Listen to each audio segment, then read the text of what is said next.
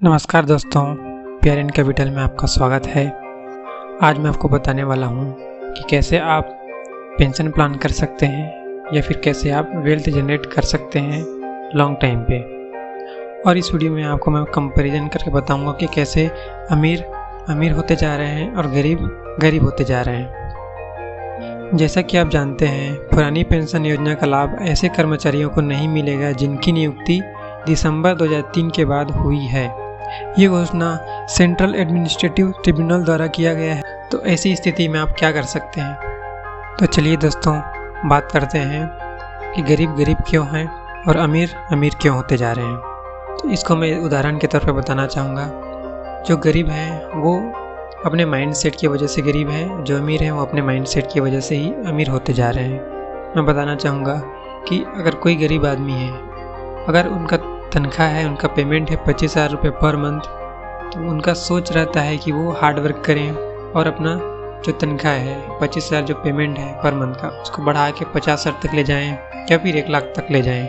ये सोच रहता है पुअर माइंडसेट या गरीब सोच रखने वालों का। उसी तरह बात करें अगर अमीर लोगों की, तो वो हार्ड वर्क पे डिपेंड नहीं करते।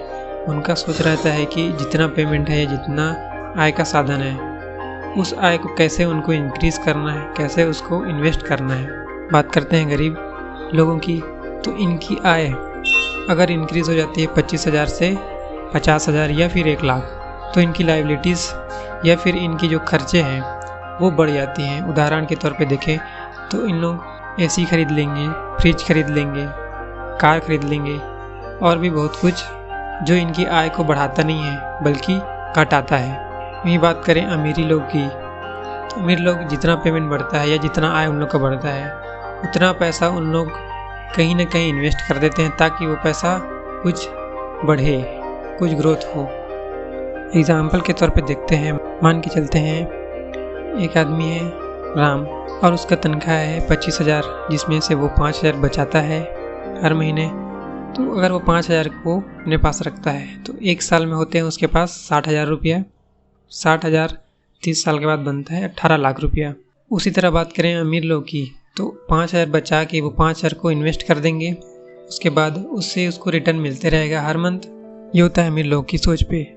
मान के चलते हैं जो गरीब लोग हैं, अगर 5,000 रुपये बचा रहा है, उसको आप आरडी के तौर पे अगर बैंक में जमा करते हैं, तो बैंक में जो एफडी और आरडी का रेट है वो 5 साल से 10 साल के लिए 5.4% और 3 साल से 5 साल के लिए 5.3% है और 1 साल से 3 साल तक के लिए 5.1% है इंटरेस्ट रेट।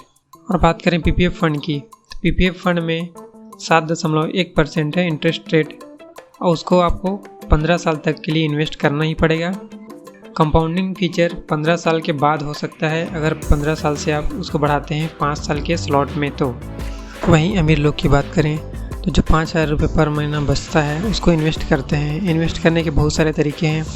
आप निफ्टी में इन्वेस्ट कर सकते हैं जो कि 15% एवरेज एनुअल रिटर्न देता है। उसी तरह म्यूचुअल फंड में इन्वेस्ट कर सकते हैं, उसमें भी 15% एनुअल रिटर्न मिलता है आपको। चलिए इसको एग्जाम्पल पे देख लेते हैं। इसके लिए आप कोई भी कंपाउंड इंटरेस्ट कैलकुलेटर डाउनलोड कर सकते हैं या फिर सीधा SIP कैलकुलेटर डाउनलोड कर सकते हैं। SIP कैलकुलेटर ऐप का लिंक मैं डिस्क्रिप्शन में दे दूंगा, आप जाके चेक कर सकते हैं, वहाँ से डाउनलोड कर सकते हैं ऐप को। तो चलिए बात करते हैं म्यूचुअल फंड के बारे में। आप SIP कैलकुलेटर ऐप में जाएंगे या फिर कंपाउंड इंटरेस्ट कैलकुलेटर ऐप में जाएंगे, तो वहाँ आपको ऑप्शन मिलेगा म्यूचुअल फंड SIP का। म्यूचुअल फंड SIP में जाएंगे, सिस्टमेटिक इन्वेस्टमेंट प्लान। मनोज है जिसकी उम्र है 40 साल, अगर उसको इन्वेस्ट करना है तो उनके पास है 20 साल इन्वेस्ट करने के लिए टाइम। तो मान लीजिए आपको 5,000 रुपये पर महीने बचा रहे हैं, तो यहाँ रेगुलर डिपॉजिट में 5,000 लिखेंगे, उसको मंथली सेट करेंगे। उसके बाद एक्सपेक्टेड रिटर्न को आप 15% सेट कर देंगे, फिर कैलकुलेट का बटन दबाएंगे। फिर देखिए आपके पास आपका टोटल इन्वेस्ट अमाउंट होता है 12 लाख रुपया, जिसमें से जो रिटर्न मिलता है वो होता है 54,46,000। टोटल मैच्योरिटी अमाउंट बन के आता है 66,46,027 रुपये। इसे दूसरे एग्जाम्पल से समझते हैं।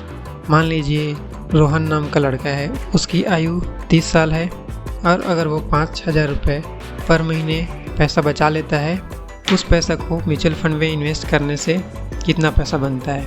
तो चलिए देखते हैं। रेगुलर डिपॉजिट अमाउंट में 5,000 रुपया, एक्सपेक्टेड रिटर्न में लिखेंगे 15% और टर्म में लिखेंगे 30 साल। फिर कैलकुलेट बटन दबाएंगे तो आपके पास अमाउंट निकल के आता है। आप पैसा इन्वेस्ट करते हैं 18 लाख रुपया और आपके 18 लाख इन्वेस्टमेंट में आपको मिलता है 2,64,04,091 रुपये और टोटल मैच्योरिटी अमाउंट बन के आता है 2,82,04,091 रुपये। इसमें ध्यान देंगे तो आपको पता चलेगा कि जो इन्वेस्टमेंट अमाउंट था 20 साल के लिए, उसमें हमारा इन्वेस्टमेंट अमाउंट था 12 लाख रुपये। उसमें से जो मैच्योरिटी अमाउंट बना वो 66,46,000 हुआ।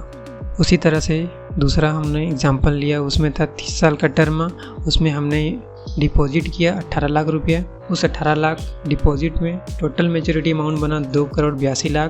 तो ये दोनों एग्जांपल में आप समझेंगे कि SIP इन्वेस्टमेंट में पैसा से ज़्यादा इम्पोर्टेंट है टाइम पीरियड।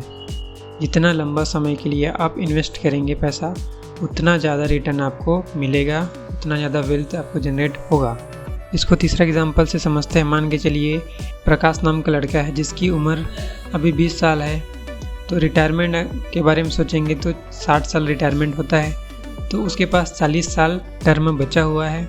तो रेगुलर डिपॉजिट में 5,000 अगर सेलेक्ट करते हैं, एक्सपेक्टेड रिटर्न में 15%, टर्म को 40 साल लिखते हैं और कैलकुलेट करते हैं तो हमारे पास आता है इन्वेस्टमेंट अमाउंट 24 लाख रुपए, जो कि 40 साल में जमा होगा और उसका रिटर्न जो है 11,30,18,000 बनता है। टोटल मैच्योरिटी अमाउंट के बारे में बात करें तो टोटल अमाउंट बनता है 11,54,18,483 रुपया।